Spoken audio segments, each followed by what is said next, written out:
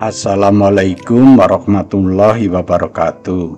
Sahabat sehat, selamat bertemu lagi dengan Rumah Akreditasi.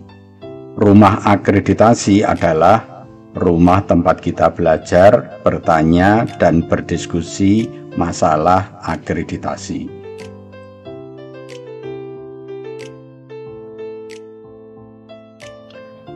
Kali ini kita melanjutkan tutorial tentang cara menyiapkan akreditasi di unit transfusi darah ya. Kali ini kita membahas tentang bab 2, manajemen informasi. Ya, yang kita bahas kali ini adalah standar manajemen informasi 1.1 tentang pelaksanaan kebijakan, prosedur, dan dokumen tertulis lainnya. Ini adalah serial yang ke-12 ya. Jadi ini sebelumnya 1 sampai 11 sudah ada, silakan nanti Anda lihat ya. Jadi kita ada di Rumah Akreditasi bersama Dr. Yanto.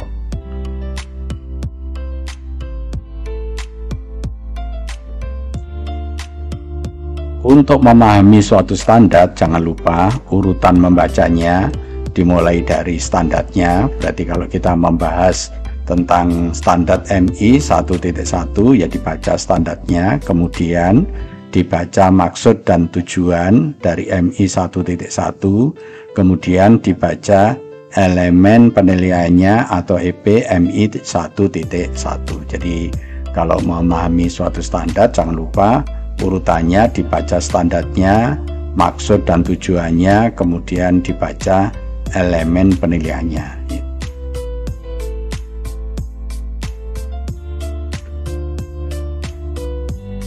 Baik, kita baca standarnya dulu ya. Terlaksananya kebijakan, berarti kebijakan ini SK ya. Ya, prosedur berarti SOP, dan dokumen lainnya.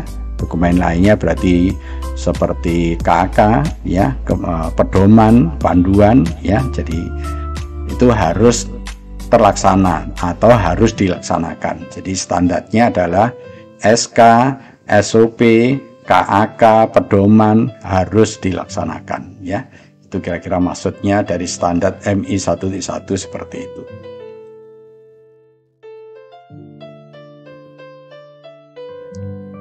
Ya, mari kita lihat maksud dan tujuannya standar MI 1.1 ya.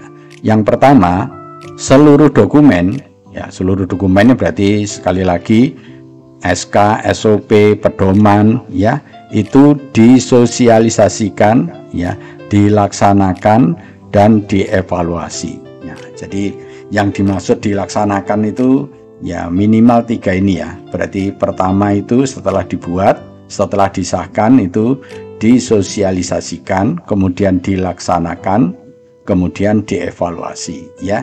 Ingat, yang namanya mengevaluasi berarti setelah kegiatan itu selesai ya, berarti ini kira-kira di akhir tahun ya mengerjakannya.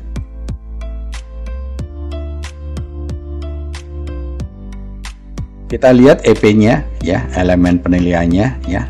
Yang pertama, terdapat bukti sosialisasi. Nah, berarti sosialisasinya itu dilewatkan apa atau dengan cara apa, lah itu nanti harus ada buktinya ya, baik itu masalah kebijakan, masalah prosedur, atau masalah program kerja kepada staf. Kalau kepada staf ya saya sarankan itu sosialisasi yang paling mudah adalah lewat pertemuan atau lewat rapat bulanan itu ya. Jadi kalau lewat rapat bulanan, kalau pertemuan berarti buktinya itu uang ya, nanti harus ada undangan ya, kemudian ada absen ya, ada notulen, dan ada foto. Ini untuk EP yang pertama. Kemudian yang EP yang kedua, terdapat bukti pelaksanaan. Jadi pelaksanaan dari SK, prosedur, dan program kerja itu harus ada buktinya ya, harus ditulis ya. Jadi di akreditasi itu sesuatu yang dikerjakan harus ditulis ya, jadi harus ada buktinya. Jadi bukti pelaksanaannya apa ya, nanti kita bahas di slide berikutnya. Kemudian terdapat bukti evaluasi ya, evaluasi tentang kebijakan, prosedur, dan program kerja. Kalau mengevaluasi kebijakan dan prosedur itu nama lainnya adalah direview atau dikaji ulang ya. Jadi SK SOP itu ya paling tidak 2 tahun itu harus sekali di review, dikaji ulang. Tetapi saya sarankan ya kalau bisa setahun sekali itu dilakukan kaji ulang. Bagaimana caranya mengkaji ulang itu yang saya sarankan itu lewat rapat ya, lewat pertemuan. Berarti kalau lewat rapat nanti buktinya itu ya berupa uang lagi ya. Berarti ada undangan, kemudian ada absen, ada notulen, dan ada gambar ya. Oke. Mari kita bahas satu persatu supaya lebih paham lagi.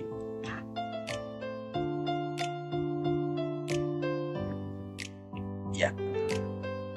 EP yang pertama, terdapat bukti sosialisasi ya, baik kebijakan ya, SK, prosedur, SOP, dan program kerja ya, pedoman ya kepada seluruh staf.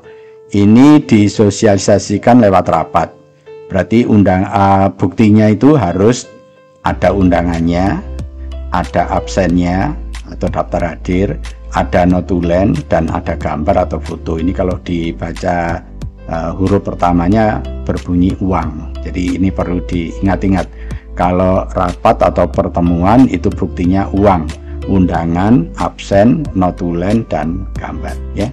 Ini untuk bukti sosialisasi EP yang pertama.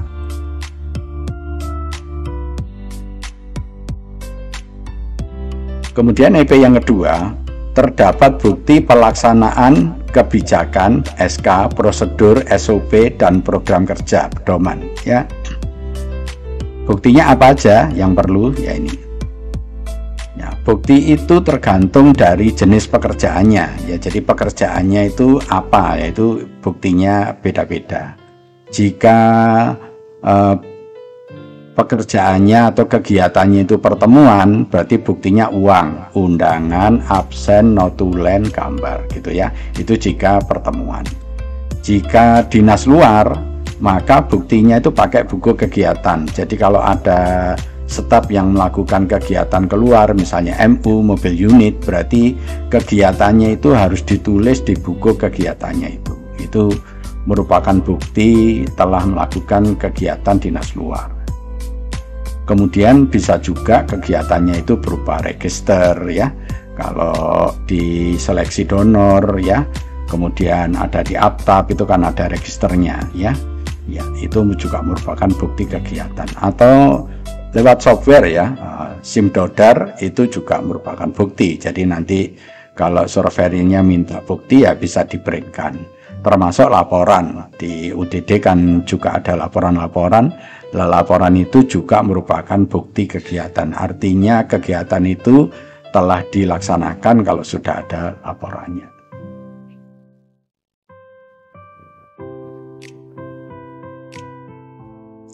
Sekarang EP yang ketiga, terdapat bukti evaluasi ya. Jadi ya perlu dievaluasi apa aja, yaitu SK, kebijakan, SOP, prosedur, dan program kerja ya, pedoman. Jadi SK, SOP, dan pedoman itu perlu dikaji ulang, perlu direview.